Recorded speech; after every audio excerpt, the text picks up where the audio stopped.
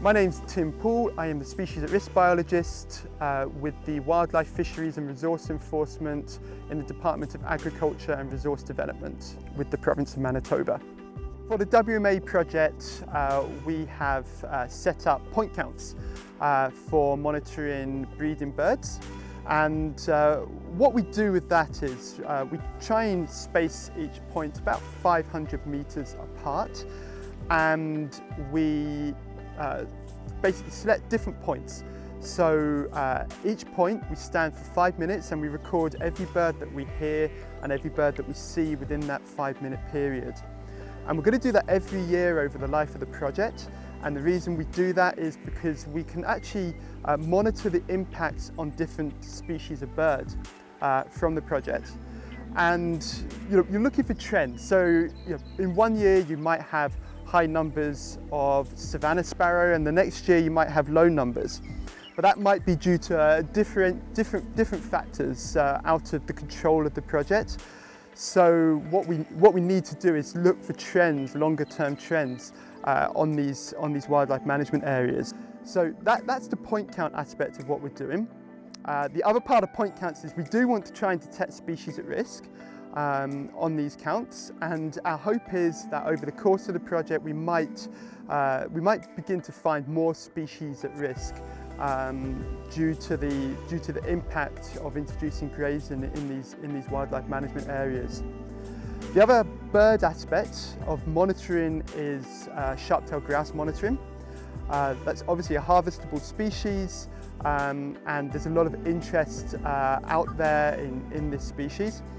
And so we have basically looked for leks, dancing grounds as it were, in the first year of the project, and we'll go back every year and we'll re-monitor those dancing grounds. We're aiming to do 3 times a year, 3 times a season, from the 15th of April to the 15th of May.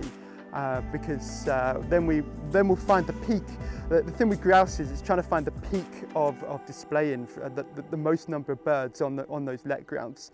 And you don't just find that in one visit, you need to do multiple visits to find that, because there's different factors, environmental factors, time of the season, which affects the number of birds that visit the lek on each morning. So we'll do that over the course of the 5-year project, and again we hope to see some real term impacts from this project.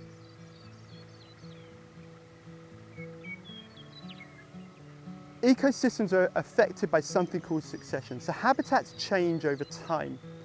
And again, look behind me, we have grassland, we have shrub, we have trees. We're actually seeing a succession from grass to trees behind us.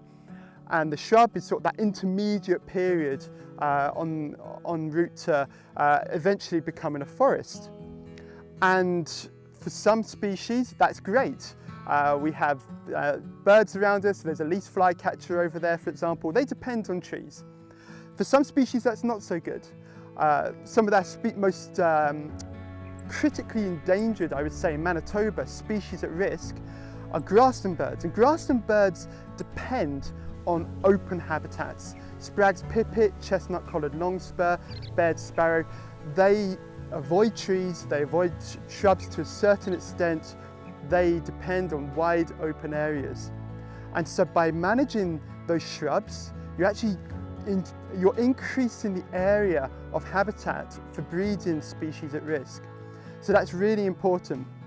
Even for grouse, which we've all seen grouse feeding in trees in the winter.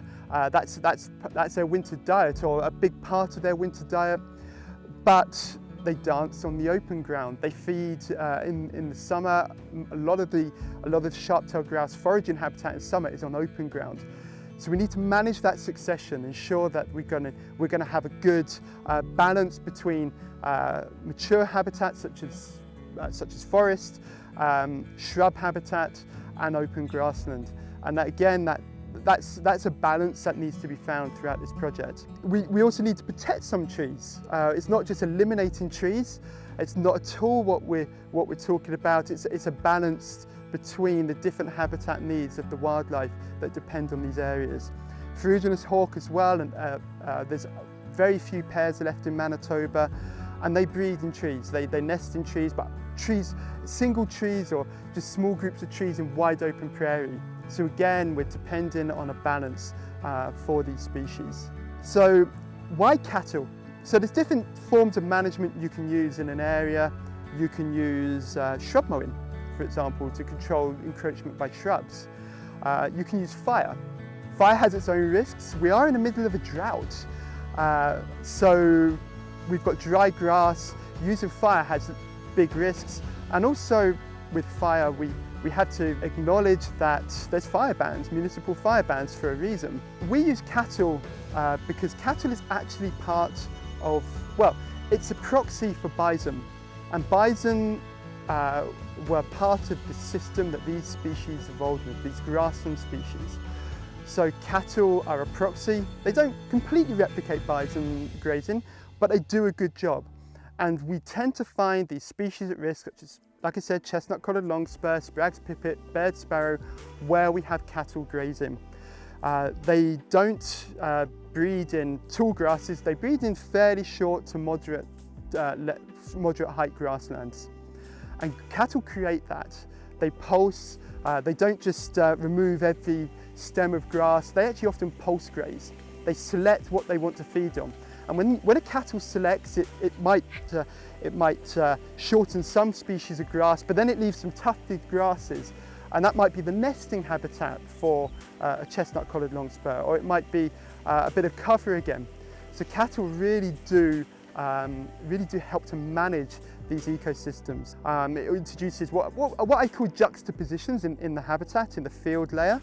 And grouse are really a bird which they live off these different vegetation heights. They don't just want a flat vegetation. They can't just have lots of denser vegetation. They like to have differences. That is because if you look behind me, we've got some shrub. That's good shelter, especially in the breeding season when the grouse are spending more time on the ground with chicks. You're going to get shelter. You're going to get some cover to protect the chicks from predators.